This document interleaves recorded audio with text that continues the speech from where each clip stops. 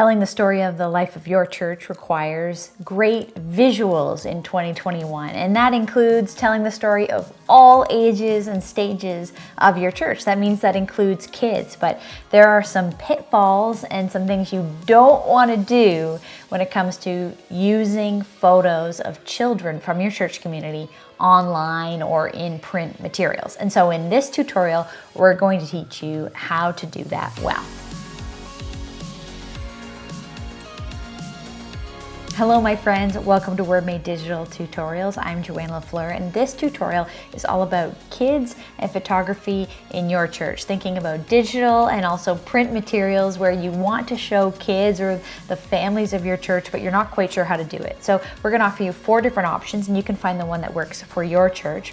And of course, this isn't legal advice, this is educational resources for you. And so if you want legal advice, you need legal advice, you want help with your finances, your HR, all kinds of other things like that. That's why this video is brought to you by the Canadian Centre for Christian Charities. They have those kinds of resources for you as a church. They can act as an arm's length, whole staff team extension of your team, providing expertise in things that you may not be an expert in. And that's what this tutorial is all about, providing you communication resources. But if you need other resources that you're not an expert in, I want you to go to cccc.org.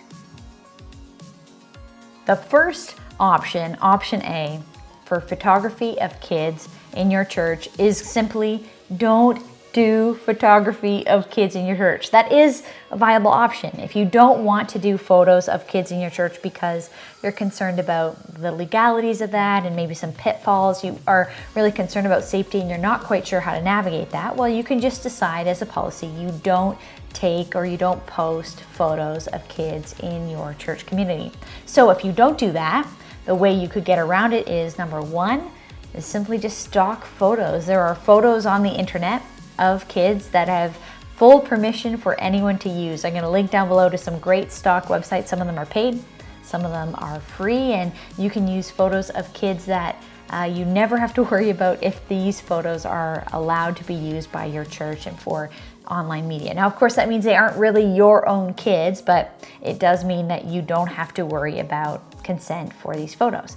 Another way to do it in this option of not taking photos of kids is thinking about getting creative with non-identifiable kids in your church community. So that might mean you take photos of a time of worship, but only from the back, so you can't identify the kids' faces. Or you could take a hand that's coloring a page, but not identify, again, the face. Nothing that's identifiable about the kid is going to appear, but they are still, in fact, the kids of your church. If that option isn't the one you want to go with because you really do want to show the life of your church, including children, well, here's a few more options. Option B is taking photos at a contained event outside of Sunday mornings, like a summer camp or an after-school program for kids. The reason being, on a Sunday morning, lots of people are coming and going from your church, and it's hard to know who's a guest and who's a regular, but at a program where they've had to sign up, like a Bible club on a Tuesday night, or a summer camp, or an after-school program, whatever it is you do where children have registered and signed up specifically to come to that program, not just generally on an open Sunday or a weekend service with the whole family, then you might be able to include something like a consent form that's included in the package as the parent signs them up. And that includes permission to use and take photos from that contained event to celebrate the life of the church all year long. So you might take photos from summer camp where all the families have consented to the photos, and you could use those every month of the year. Third option for you, option C, is a contained photo shoot with families from your church. This option is something like this. You select a few families from your church who agree to participate, and you get them to sign and agree to their participation, and you meet them somewhere off-site, off church property, at like a playground or a skate park or just a fun place for them to run around, and you can provide treats, ice cream and pizza and snacks, skateboards and baseballs, I don't know, all kinds of props that they can have, or you can take photos of kids interacting with one another, kids and their families interacting. They are photos of people from your church, but it's done in such a way that it's a completely contained shoot. You can do this with kids, you can do this with families, you can do this with teenagers as well. It's a great way to get photos, and maybe you can do a stylized shoot a couple times a year, like a shoot in warm weather and a shoot in cold weather that captures the life, the energy of the real kids and the real youth that are part of your church community, but you know that it's so contained and it's consented to so that you know you can use them and they understand what they're participating in is a photo shoot for the purposes of your church.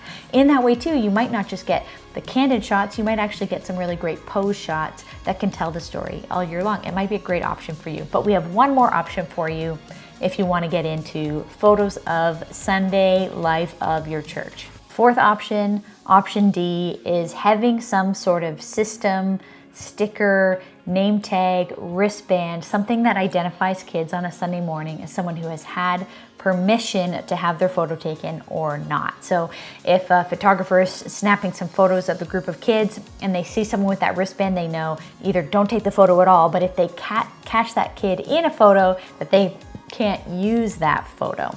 Now, there's some pros and cons to that.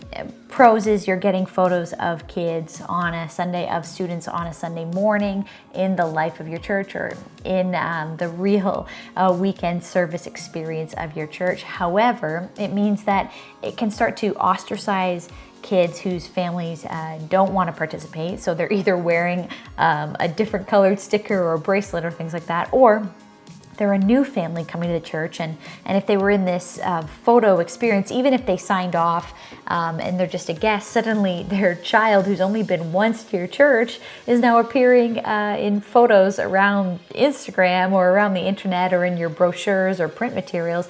And they aren't actually part of your church, they were just visiting. So there's some pros and cons to that. You'll have to weigh that out and make decisions. If you're a larger church, it's really hard to know who is a guest.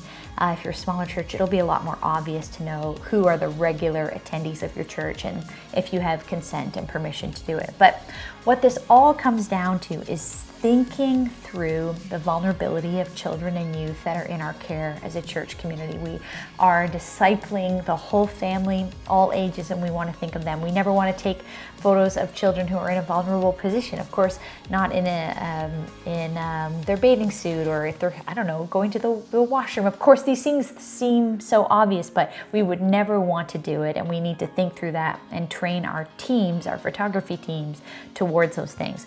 There are risks of legal action. There's concerns about safety if there's a custody issue going on where one of the parents can't know where they attend church, or if a family has converted from another faith. That's another safety issue for some people, that they may not want their family of a certain faith to know that they have become Christians. And it's a safety issue if their child is now being presented as a representative of your church on Facebook, Instagram, YouTube, print materials, wherever that may be. So safety and care for the vulnerable amongst us is, of course, what Jesus would do and what we want to do as church leaders, as church communicators. So ultimately, this is about what kind of risks you want to take and what you're willing to do to alleviate those risks. As I've said, the Canadian Centre for Christian Charities is a great place to go to get some help with things that you're not an expert in, like you need some help with your financial stuff, you need HR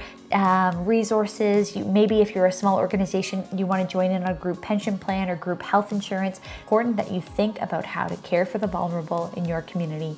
And now in a visual age where anyone can pull out a phone and take a photo and post people's likenesses everywhere, we want to think through what we are doing as organizations to care for vulnerable people amongst us. So do you have a plan? If not, make a plan, discuss it with your team. That's your homework assignment. Make your plan for what you're going to do about protecting vulnerable people amongst you with photos and video. Thanks so much for watching, and we'll see you on the next tutorial.